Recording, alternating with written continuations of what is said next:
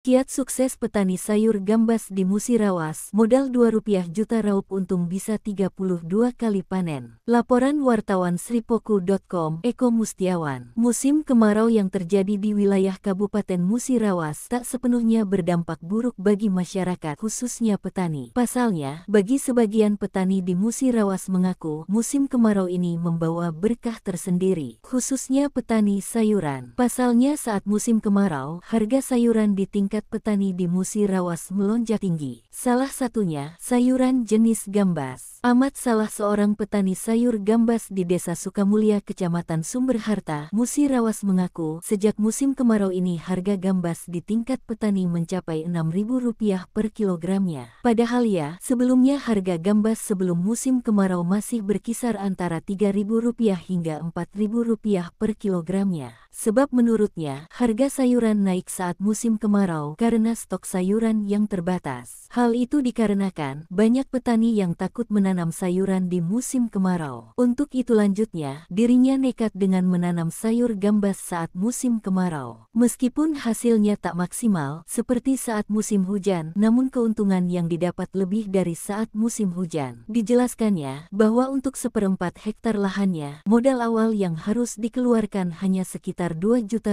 dari mulai tanam sampai panen pertama. Hanya saja sambung dia, tanaman gambar bisa dipanen hingga lebih dari 32 kali, sehingga keuntungan menanam sayur gambas di musim kemarau sangat tinggi. Dia mengaku terpaksa menanam sayuran di lahan persawahan, sebab sawah di desanya tersebut merupakan sawah tadah hujan. Lebih lanjut dia menjelaskan, ada beberapa kendala saat menanam sayur di musim kemarau seperti saat ini, di samping hama, juga ada penyakit masyarakat.